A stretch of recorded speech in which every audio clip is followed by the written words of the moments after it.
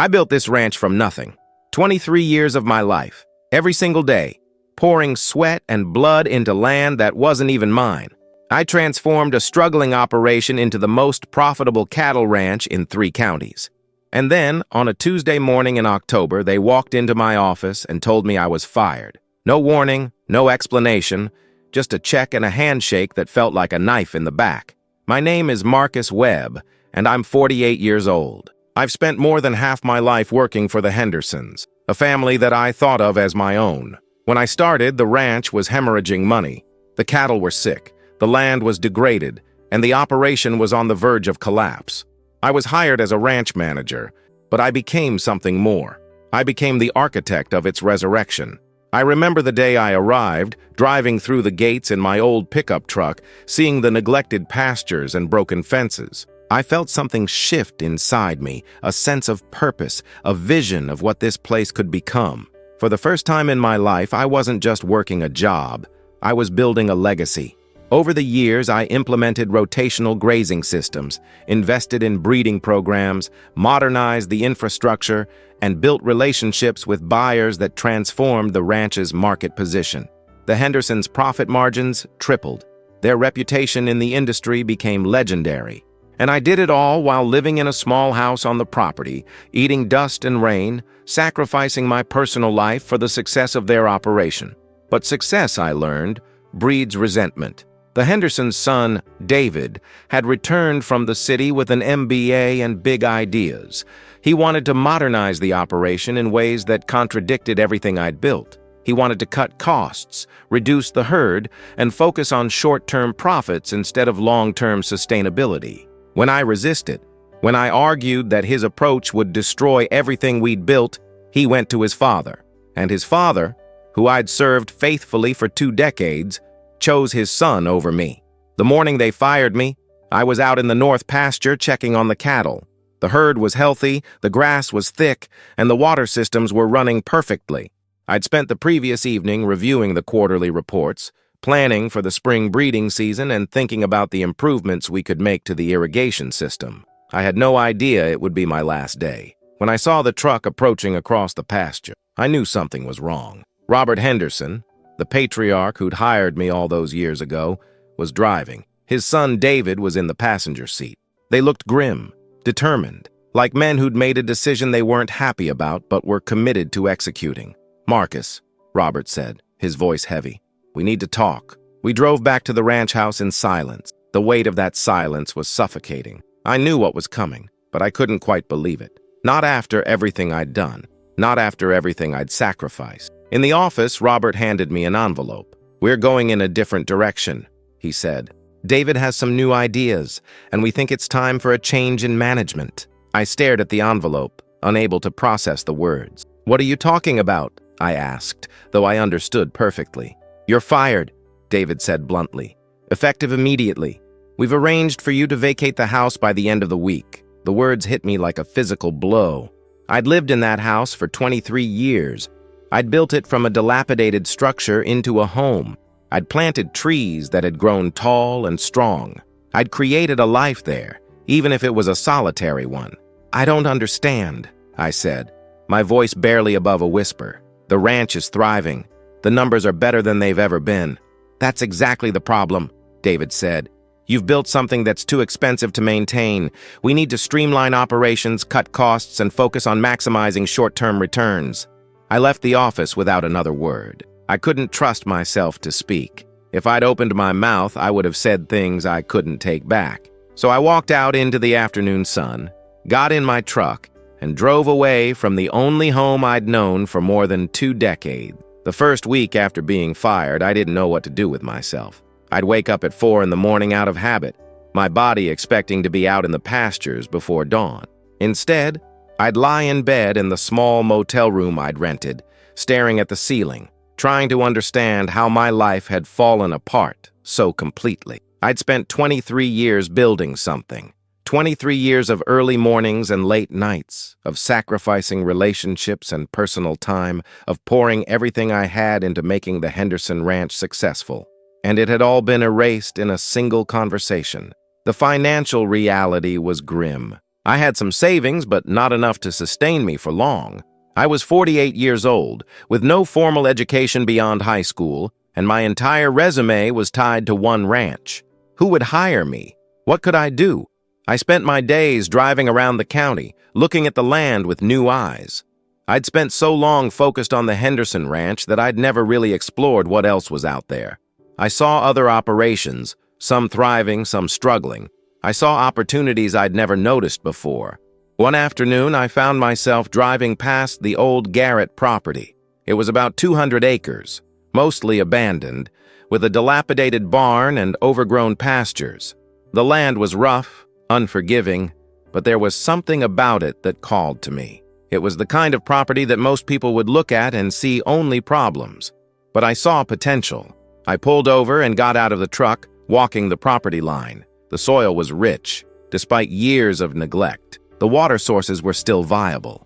The structure was there. It just needed someone willing to invest the time and effort to rebuild it. For the first time since being fired, I felt something other than despair. I felt a spark of possibility. What if I didn't try to find another job? What if I built something of my own? I spent the next 2 weeks researching the Garrett property. I learned that it had been in foreclosure for 3 years, that the bank was desperate to sell, and that the asking price was significantly below market value. I also learned that I had just enough savings to make a down payment and cover the initial improvements. It was insane. It was reckless. It was exactly what I needed to do.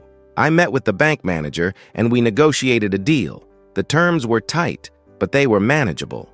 I signed the papers on a cold November morning, and suddenly I owned land. Not much, but it was mine. No one could take it away from me. The first thing I did was move into the old farmhouse on the property. It was barely habitable. The roof leaked, the plumbing was shot, and the electrical system was dangerous. But it was mine, and that made all the difference. I spent the next month making the place livable. I patched the roof, fixed the plumbing, and rewired the electrical system. I worked 18-hour days, using skills I'd developed over 2 decades of ranch work. Slowly, the house transformed from a ruin into a home. Then I turned my attention to the land. The pastures were overgrown with invasive species. The fences were broken. The water systems were non-functional. It was overwhelming, but I'd faced overwhelming challenges before. I started with the fences. I spent weeks repairing and replacing fence lines, working alone in the cold, my hands blistering and bleeding. But with each section I completed, I felt a sense of accomplishment that I'd never felt working for the Hendersons. This was mine. Every improvement, every investment, every success belonged to me. By December, I had the property in decent enough condition to bring in cattle.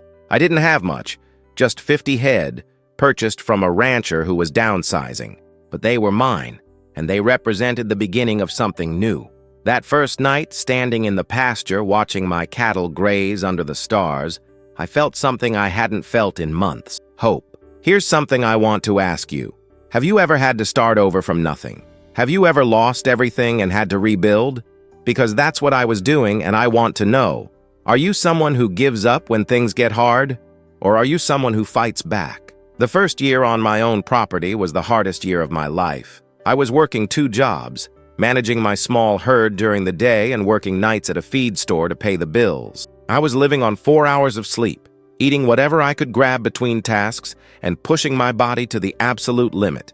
But something remarkable happened. Without the pressure of managing someone else's expectations, without the weight of trying to please the Hendersons, I felt free.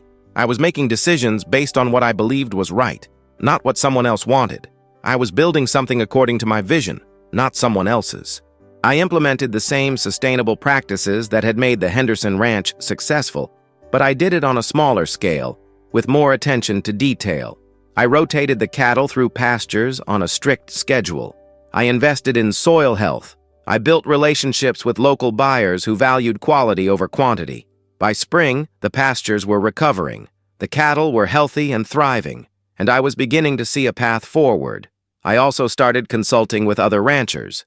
Word had gotten out about why I'd left the Henderson Ranch, and there was sympathy in the community. Several ranchers approached me asking for advice on their operations. I started charging for my consulting services, and suddenly I had another income stream. By the end of my first year on my own property, I'd paid down a significant portion of the mortgage. The herd had expanded to 120 head. The pastures were healthier than they'd been in decades, and I was beginning to believe that I'd made the right decision. But I was also exhausted. The physical and emotional toll of rebuilding was immense. There were nights when I'd collapse into bed and wonder if I'd made a terrible mistake. There were mornings when I'd wake up and question whether I had the strength to continue. About 18 months after being fired from the Henderson Ranch, I received a call from a journalist. She was writing an article about sustainable ranching practices in the region, and she'd heard about my operation. She wanted to visit and interview me. I was hesitant at first. I didn't want to talk about the Hendersons or the circumstances of my departure, but the journalist was persistent, and eventually I agreed. She spent a full day on my property, walking the pastures, talking to me about my philosophy and practices. She asked tough questions about the challenges I'd faced, the decisions I'd made, and the vision I had for the future. When the article was published, it was more than I'd expected. She'd written about how I'd taken a failed operation and transformed it into a model for sustainable agriculture. She'd highlighted the contrast between my approach and the short-term, profit-focused approach that was becoming common in the industry. But more importantly, she told my story. She'd explained how I'd been fired from the Henderson Ranch and how I'd used that setback as an opportunity to build something of my own. The article was sympathetic but honest, and it resonated with people. The response was overwhelming. Ranchers from across the state reached out asking for advice. Agricultural organizations invited me to speak at conferences. Universities wanted to conduct research on my property. Suddenly, I wasn't just a fired ranch manager trying to rebuild. I was becoming recognized as an innovator in sustainable agriculture. The financial impact was significant. My consulting business expanded dramatically. I was able to hire help for the first time, which meant I could finally get more than 4 hours of sleep. The herd expanded to 300 head. The property was becoming profitable, but the most meaningful response came from an unexpected source. I received a letter from Robert Henderson. In it, he acknowledged that firing me had been a mistake. He wrote about how my departure had created a void that David's new management approach couldn't fill. He wrote about how the ranch's profitability had declined significantly under David's leadership. And he wrote about how he regretted the way he'd handled the situation. It was an apology, though not a complete one, but it was something. Just when things were finally going well, disaster struck. A severe drought hit the region, and it was worse than anything I'd experienced in my entire career. The rains that should have come in spring never materialized. By summer, the pastures were brown and dying. The water sources were drying up, and I was facing a decision that could destroy everything I'd built. I could sell off a significant portion of the herd to reduce pressure on the land and water resources. That would be the safe choice, the choice that would guarantee my survival. But it would also mean abandoning the vision I'd been building toward, or I could take a risk. I could invest in supplemental water systems, bring in feed from outside sources, and try to maintain the herd through the drought. It would be expensive, it would be risky, and it could bankrupt me if the drought lasted longer than I could sustain. I spent weeks agonizing over the decision. I consulted with other ranchers, with agricultural experts, with anyone who might have insight into what I should do. The consensus was clear: sell off the herd, protect your assets, survive. But something inside me rebelled against that advice. I'd spent 23 years building the Henderson Ranch by taking calculated risks and investing in long-term sustainability. I'd been fired for refusing to abandon those principles. I wasn't going to abandon them now. I made the decision to weather the drought. I invested in a new well system. I negotiated with feed suppliers to bring in supplemental hay and grain. I worked 18-hour days, managing every aspect of the operation with meticulous attention to detail. It was the most stressful period of my life. Every day, I wondered if I'd made a catastrophic mistake. Every night, I lay awake calculating whether I had enough resources to make it through another month. But I refused to give up. I refused to abandon the vision I'd been building. And slowly, miraculously, the drought began to break. In late August, the rains came. The pastures began to recover. The water sources began to refill. I'd survived the crisis, and in surviving it, I'd proven something to myself. I was capable of building something great, even in the face of overwhelming challenges. On a cold morning in November, almost exactly 2 years after being fired, I was out in the north pasture checking on the cattle when I saw a truck approaching. I recognized it immediately. It was Robert Henderson's truck. My first instinct was to turn away, to avoid the confrontation. But I'd spent 2 years rebuilding my life, and I wasn't going to hide from anyone. I stood my ground and waited for him to approach. Robert got out of the truck slowly, looking older than I remembered. He walked toward me with a hesitant expression, like a man who wasn't sure of his welcome. "Marcus," he said, extending his hand. "I wanted to see what you've built." I shook his hand, but I didn't smile. "Why are you here, Robert?" "Because I made a mistake," he said simply. "A terrible mistake. And I've come to ask if you'd consider coming back." I stared at him, unable to process the words. "You fired me," I said. "You chose your son over me. You told me to get off the property." "I know," Robert said, his voice heavy with regret. "And I've regretted it every single day since. David's approach has been a disaster. The ranch is hemorrhaging money. The cattle are sick. The land is degraded. Everything you built is falling apart. That's not my problem anymore," I said, though the words felt hollow even as I spoke them. "I know it's not," Robert said, "but I'm asking you to make it your problem again. I'm asking you to come back and fix what David has broken. I'm offering you a partnership, not just a job, but an actual partnership with a percentage of the profits." I looked at the cattle grazing in my pasture, at the land I'd rebuilt from nothing, at the life I'd constructed over the past 2 years. Everything I'd worked for was here. Everything I'd fought for was here. "No," I said.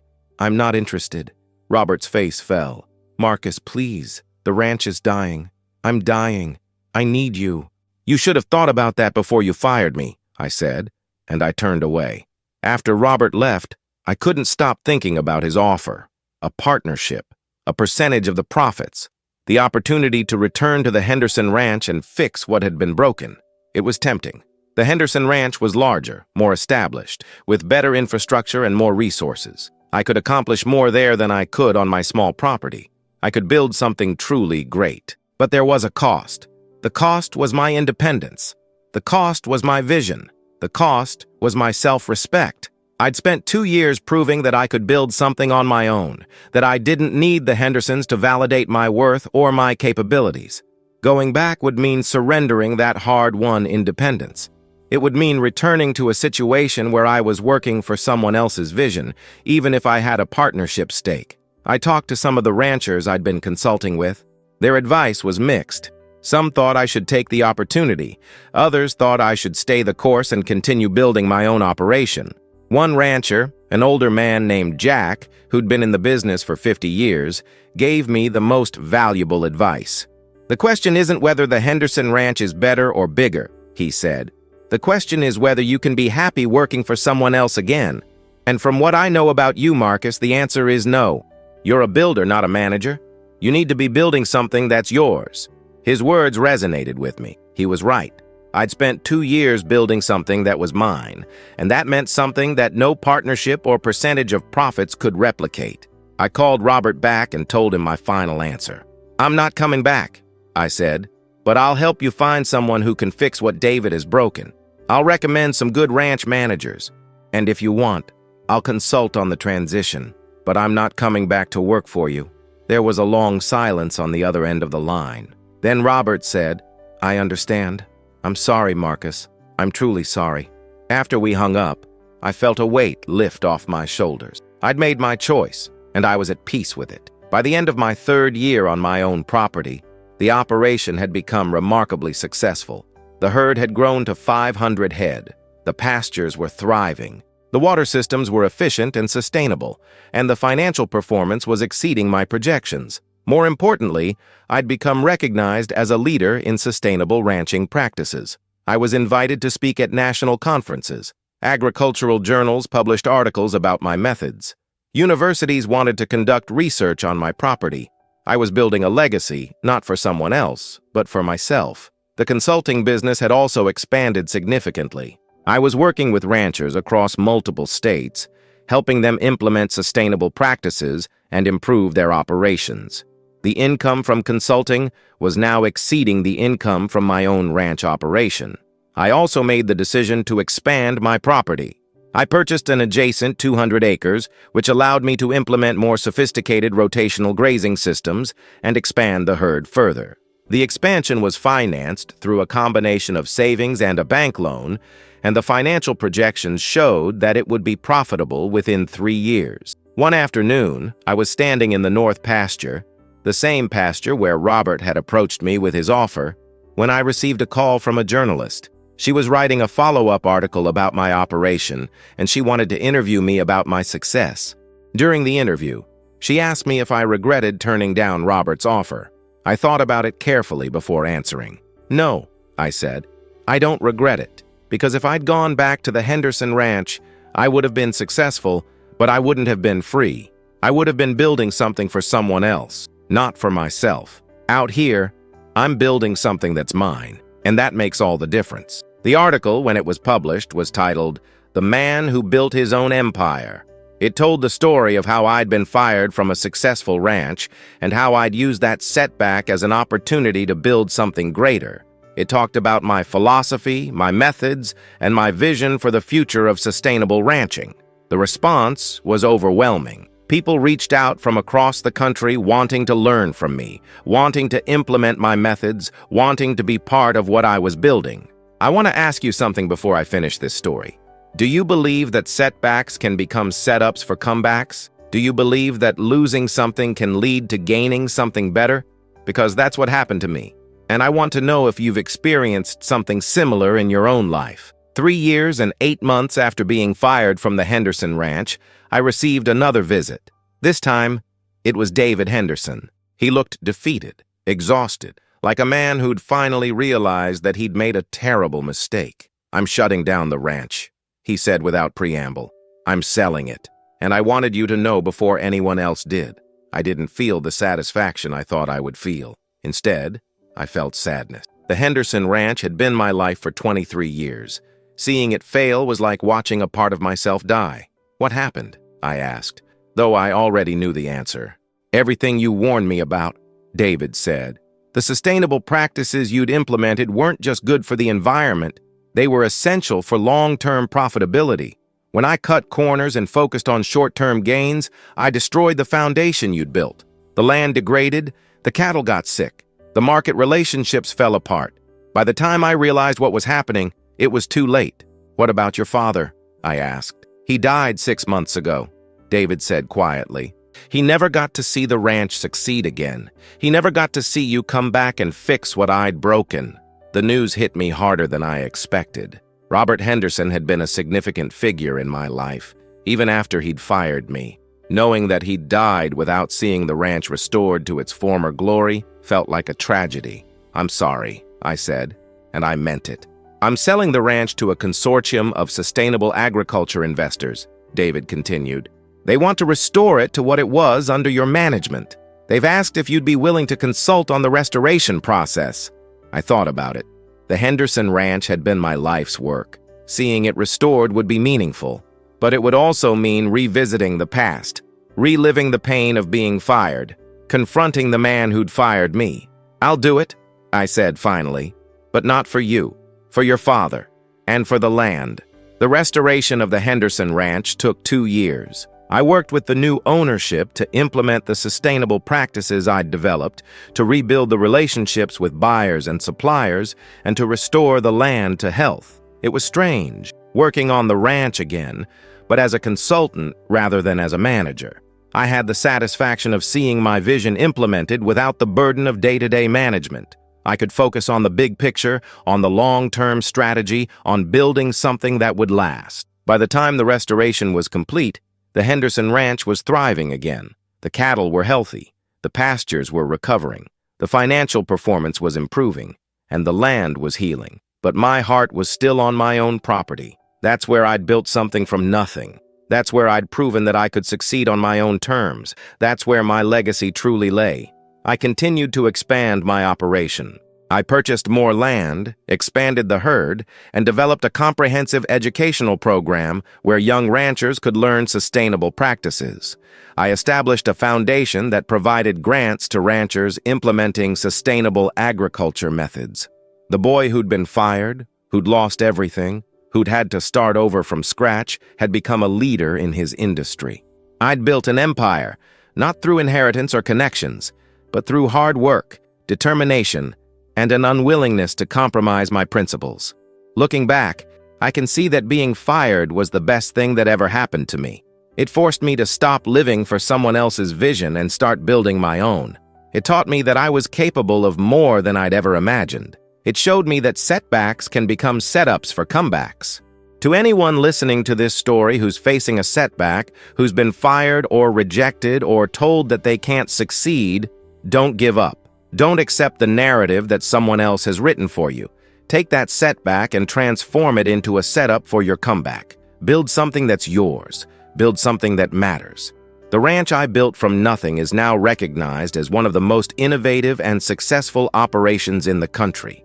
But more importantly, it's mine. And that makes all the difference. Thank you for listening to my story. I want to know, where are you listening to this from? What part of the world are you in?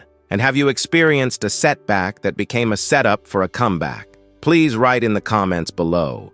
I read every single comment, and I'd love to hear your stories. And if you haven't already, please subscribe to the channel. I share stories about resilience, determination, and the power of building something that's yours. New stories every week. Thank you for being here.